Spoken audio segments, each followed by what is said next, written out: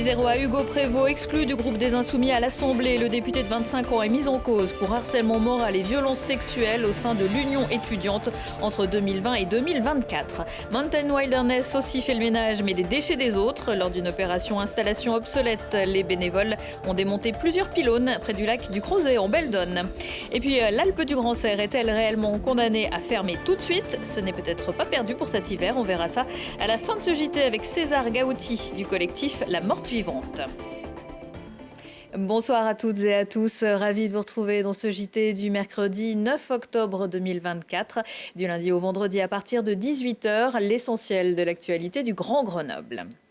Un peu plus de 3 mois après avoir été élu député de la première circonscription de l'Isère sous la bannière LFI-NFP, Hugo Prévost se voit donc exclu de son groupe. Le communiqué de la France Insoumise publié mardi soir fait état de faits graves à caractère sexuel pouvant relever d'une infraction pénale antérieure à son élection. Dans un communiqué publié dans le même temps, l'Union étudiante où Hugo Prévost a occupé des fonctions au plus haut niveau hiérarchique l'accuse aussi de faits de harcèlement moral et sexuel, de schémas de prédation, des faits s'apparentant à des violences sexuelles. La saisie du comité de vigilance contre les violences sexistes et sexuelles de LFI par une responsable de l'Union étudiante remonte à la fin du mois d'août. Plusieurs personnalités ont réagi. Évidemment, Olivier Véran, ancien ministre, est surtout éjecté de son poste de député en juillet par Hugo Prévost. L'ex du porte-parole du gouvernement demande sa démission. Même chose pour les représentants des groupes Renaissance et puis également de la part d'Éric Piolle ou encore de Salomé Robin, qui était candidate en 2022 et qui était suppléante d'Hugo Prévost. Et puis le parti créé par Jean-Luc Mélenchon compte 2 autres députés dans le Sud-Isère, Sandrine Nosbet, qui n'a pas répondu à nos sollicitations, mais nous avons pu joindre dans l'après-midi par téléphone Elisa Martin, qui se trouvait à Paris. Pour elle aussi, c'est un véritable choc. Oui, d'une certaine manière, je suis tombée des nues. Donc ça signifie qu'il faut poursuivre inlassablement le travail de lutte contre le patriarcat, de lutte contre la culture du viol qui vraisemblablement se répand partout, dans tous les pans de la société, y compris les organisations politiques, y compris celles de gauche. Vous avez fait campagne aux côtés d'Hugo Prévost pour les dernières élections législatives. À aucun moment il y a eu des signalements. Non, mais moi je ne connais pas ce garçon. Moi j'ai fait campagne sur la 3e circonscription. Lui sur sa circonscription, non. Bon, je peux pas vous dire. Enfin, je pense que vous imaginez quand même aisément que si on avait été au courant de choses pareilles, ça ne serait évidemment pas passé de cette façon. Vous vous rendez compte? Les faits, s'ils sont avérés, sont très graves. Aujourd'hui, vous êtes nombreux dans la classe politique à appeler à sa démission. Alors pour ce qui me concerne, à titre personnel, oui, évidemment, je pense qu'il doit partir. Évidemment. Est-ce que c'est pas aller au-devant de la justice qui ne s'est pas encore prononcée, ni même d'enquête? C'est une contradiction qui qui, c'est vrai, vous avez raison, est fort complexe. Mais pour autant, j'assume ma position. La présomption d'innocence, c'est pourtant un principe important. Vous-même, vous l'aviez rappelé, vous êtes aussi sous le coup d'une enquête. Enfin, je me permets quand même de vous faire remarquer que ça n'est pas tout à fait la même situation, n'est-ce pas? Et d'ailleurs, si les choses...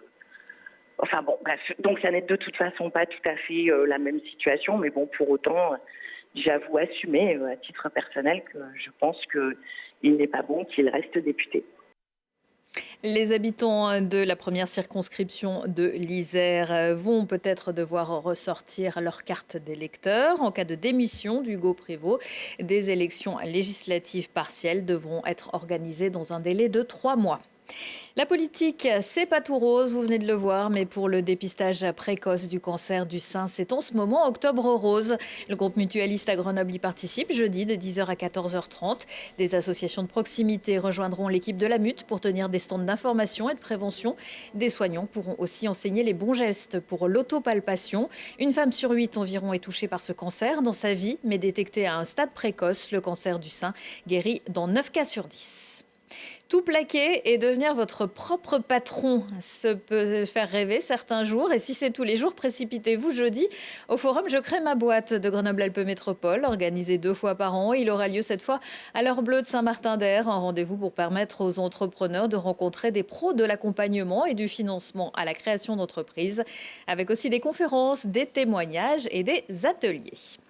La montagne est sauvage et doit le revenir. Depuis de nombreuses années, l'association Mountain Wilderness milite pour retrouver un décor de carte postale, notamment en organisant des sorties avec ses bénévoles pour faire disparaître du paysage les installations obsolètes, installées par la main de l'homme il y a des années et abandonnées sur place quand devenues inutiles.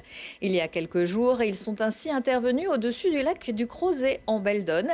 L'hélicoptère qui ravitaillait le refuge de l'APRA a ensuite redescendu les tonnes de ferraille. L'objectif de cette campagne, c'est vraiment de réfléchir sur le fait que l'humain laisse une trace sur la montagne, une trace qui est clairement visible, qui peut être aussi dangereuse, notamment pour la faune sauvage. Et du coup, on essaye de faire évoluer la législation.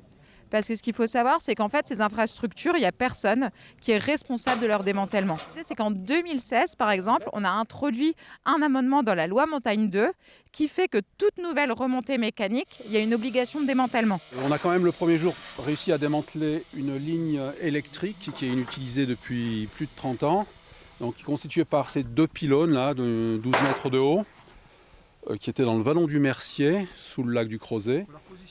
Et il y avait derrière une dizaine de poteaux que vous avez là-bas, des double U. Alors au total, la ferraille fait 3,9 tonnes. Voilà, il a fallu 16 personnes et de nombreux outils montés à dos d'homme pour disquer les barreaux, les ferrailles, les pylônes. Et bien s'organiser pour faire des cocons, comme vous voyez là, voilà, qui sont remplis de tout ce qu'on a ramassé sur place. Des câbles, des piquets, des vieux chaudrons. Eh bien, on va peut-être revenir l'an prochain dans Beldonne parce qu'il y a encore un peu de travail à faire. Nous, on organise une dizaine de chantiers par an. Donc, si parmi les personnes qui nous regardent, il y en a qui ont envie d'être bénévoles, vous pouvez aller sur le site montagnewilderness.fr et puis vous verrez toutes les actus de l'association. Les tôles utilisées pour les conduites forcées du barrage du Crozet qui ont été redescendues seront transférées à la maison Bergès de Villarbonneau. On n'en est pas encore là, mais c'est quand même un drôle de cadeau d'anniversaire, qu'on l'appelle la Morte comme à son origine ou l'Alpe du Grand Serre aujourd'hui. La station de ski de la Matésine qui a célébré cette année ses 85 ans pourrait vivre ses dernières heures. Vendredi, les élus de la communauté de communes, en ne reconduisant pas à Sata Group la délégation de services publics pour les remontées mécaniques et le domaine skiable, ont tiré un trait sur son avenir et le projet d'ascenseur valléen pour une montagne à 4 saisons. Depuis 2017, la Matésine avait déjà investi plus de 2,7 millions d'euros dans la station et les promesses de l'État se faisaient attendre. César Gaouti, bonsoir. Bonsoir. Vous êtes membre du collectif La Morte Vivante, au-delà du jeu de mots que personnellement j'adore. Pour vous, la station ne doit pas fermer. Non, tout à fait. Pour nous, la station ne doit pas fermer, en tout cas pas dans ces conditions-là. Premièrement parce que y a un vrai projet de transition et qu'aujourd'hui, dans les Alpes et en Matésine en particulier, on a besoin de montrer qu'une station peut être au service de ces transitions et réussir à se transformer. Et puis deuxièmement, il y a des enjeux socio-économiques derrière la fermeture d'une station comme celle-ci qui sont majeurs pour le territoire et qu'il faut qu'on puisse accompagner au mieux en cas de fermeture. Et aujourd'hui, il faut qu'on puisse se remettre tous autour de la table pour ça, quoi. Et 200 emplois directs ou indirects seraient impactés selon la députée de la Matésine, Marie-Noëlle Battistel. C'est qui ces gens ? Ces gens, c'est mes voisins, c'est les agriculteurs de la vallée, c'est toutes les personnes qui vivent aujourd'hui d'une pluriactivité. Et en fait, il faut imaginer que la station de la c'est la seule station de Matésine. Donc on ne peut pas traverser la rue et aller chercher un autre emploi, ou traverser la vallée. Et donc, c'était le pendant de toute l'attractivité touristique estivale qui se développe sur la Matésine aujourd'hui. Pour ces personnes qui travaillaient sur le tourisme, c'était la seule activité hivernale. Et plus fort encore, pour les agriculteurs du territoire, c'était la seule station aussi. Et les 14 agriculteurs de la vallée de la Roisonne ont tous un lien et une pluriactivité avec la station. Donc, en fait, c'est un chaînon essentiel à toute la vie de ce territoire. C'est toute une histoire qui risque de disparaître aussi. 85 ans, en effet, c'est une des plus vieilles stations du département, je crois la deuxième plus vieille. Et pour nous, elle avait encore un avenir en étant nommée station pilote par la précédente ministre. Donc, Dominique Faure. Ouais, Madame Dominique Faure, donc aux Montagnes Planète ici à Grenoble. Donc il y avait tout un enjeu à se dire, c'est une vieille dame, mais elle a de l'avenir. Pas Dominique Faure. Non, malheureusement, je ne me permettrai pas. Non, mais le risque, c'est de passer de station pilote à station crash test de cette transition. Et ça, pour nous, c'est impossible à se l'imaginer. Et donc, on essaye de mettre en place des actions pour pouvoir essayer de de revenir positivement sur cette décision et retravailler tous ensemble. Le réchauffement climatique, c'est une réalité. La montagne en est le premier témoin. Maintenir une station de ski à cette altitude, 1368 mètres pour le bas, est-ce que c'est pas jeter de l'argent par les fenêtres? Alors nous, l'enjeu, c'est pas de maintenir une station de ski, c'est de maintenir une station de montagne. Et on a tendance à dire, en fait, il va falloir apprendre à faire sans le ski, très certainement, et certainement plus vite que ce qu'on a pu tous imaginer. Par contre, faire sans station, ça nous paraît une aberration. Et on est persuadé qu'on va avoir besoin de ces stations demain et que ça va être un outil au service de notre résilience collective. On le voit notamment déjà l'année dernière, quand il y a eu des canicules un peu tardives au mois d'août, on a des entreprises qui ont loué des chalets ou des studios pour faire monter leurs salariés parce qu'ils avaient besoin de pouvoir travailler au frais. Oui, mais alors vous me parliez de l'activité d'hiver pour un grand nombre de personnes qui vivent sur cette station. Ça veut dire moins d'activité d'hiver, si c'est plus une station de ski. Qu'est-ce qu'ils font l'hiver? En fait, on a aussi des gens qui montent l'hiver et qui peuvent venir pratiquer autre chose que du ski. Il y a énormément de gens qui viennent sur la station, des grands-parents, etc., qui ne skient pas, mais qui font plein de choses et qui font vivre aussi les commerces. Tout l'enjeu derrière, c'est de se dire comment on transforme. On a la chance à l'Alpe du Grand Serre, le projet de réhabilitation qui est pensé dans la station pilote, il est quand même particulièrement pertinent. On l'a vu avec les images de Montagne Wilderness. On démonte 5 remontées pour en faire plus qu'une.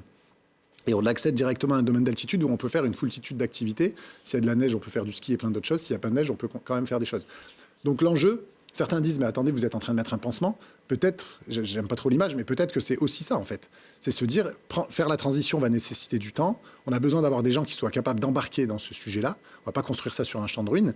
Donc peut-être qu'en effet, il faut mettre de l'argent humainement pour faire ce pansement-là et prendre le temps de se transformer. Aujourd'hui, si on ferme du jour au lendemain, on n'a pas le temps de se retourner. Oui, mais la décision était finalement irrémédiable. On le savait depuis longtemps. Là, c'est un peu le coup près qui tombe, mais ça fait plusieurs années. Voilà, je le disais, presque 2,8 millions d'euros de la communauté de communes mis dans cette station. Donc, maintenant, c'est trop tard, mais peut-être qu'il aurait fallu y réfléchir un peu avant. Alors, on n'est pas jusque-boutiste. Et on sait très bien que la situation telle qu'elle ne pouvait pas durer. On en a clairement conscience. On a aussi conscience que la communauté de communes a énormément apporté à la station depuis qu'elle a repris la compétence. Après, 2,8 millions en 7 ans ou 8 ans, ça crée aussi 6 millions d'euros de retombées économiques chaque année. Donc en fait, c'est 48 millions d'euros pour le territoire, pour les acteurs du territoire, etc. Il n'y a pas de placement beaucoup plus rentable aujourd'hui. Donc la question, c'est pas de se dire il faut tenir jusqu'au bout. C'est de se dire comment est-ce qu'on tient, soit, et c'est notre priorité aujourd'hui, on veut se remettre au travail là-dessus, pour que le plan de réhabilitation aboutisse et qu'on puisse avoir un projet positif pour la transition de nos stations de montagne dans les Alpes, soit pour faire une fermeture en bonne et due forme et accompagner socialement les personnes, le démantèlement, écologiquement, qu'est-ce que ça devient le territoire, toutes nos infrastructures qui existent aujourd'hui, qu'est-ce qu'on en fait pour pas que ça devienne des friches. En fait, c'est tous ces enjeux-là qu'il faut aussi regarder.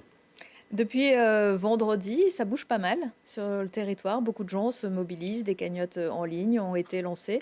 Et même un petit espoir, peut-être, de ne pas arrêter brutalement tout de suite et de repartir un peu pour cet hiver. Ouais. Nous, on comprend complètement que la communauté de communes ne puisse pas aller beaucoup plus loin aujourd'hui. Et donc, tout l'enjeu, notamment de ces cagnottes et des discussions avec les acteurs de la montagne, c'est de faire en sorte que le prix d'une réouverture pour ces 2 ans et se donner le temps de faire aboutir ce projet ou de penser la suite sans la station, mais l'objectif, c'est d'aboutir le projet, que le prix d'ouvrir ces 2 ans ne soit pas plus élevé ou très peu par rapport au prix de la fermeture. Et c'est d'où l'idée de ces cagnottes-là, c'est qu'en fait, on soit en capacité d'apporter un fonds de soutien à la communauté de communes pour qu'on puisse se dire, maintenant ouvert, sans mettre une pression démesurée sur les épaules de la communauté de communes. La montagne 4 saisons, évidemment, c'est la solution. Il y a énormément de choses à faire l'été. Alors, la montagne 4 saisons, c'est clairement une solution. Ce qui est aussi surtout une solution, c'est une montagne à vivre, en fait. On n'est pas qu'une destination. Et nous, tout l'enjeu, et on pense que c'est ça, en fait, c'est d'être vivant pour pouvoir être accueillant et demain jouer notre rôle de refuge bioclimatique. Et ça, c'est essentiel. Et pour le coup, moi, je travaille sur Grenoble, donc je ne suis pas bien placé pour le dire, mais ce qu'on veut, ce n'est pas des retraités ou des télétravailleurs. Pas que, en tout cas, parce que derrière, pour accueillir du monde, il faut des gens qui sont en capacité de travailler sur notre territoire. Merci beaucoup, César Gaotti. Quand est-ce qu'on saura si ça part pour cet hiver ou pas? Je pense que d'ici la fin de semaine prochaine, le coup près, cette fois définitif, sera tombé. Ce qu'on a tendance à dire, je le pique ça à un habitant, c'est qu'aujourd'hui, la station est définitivement fermée. Demain, peut-être pas.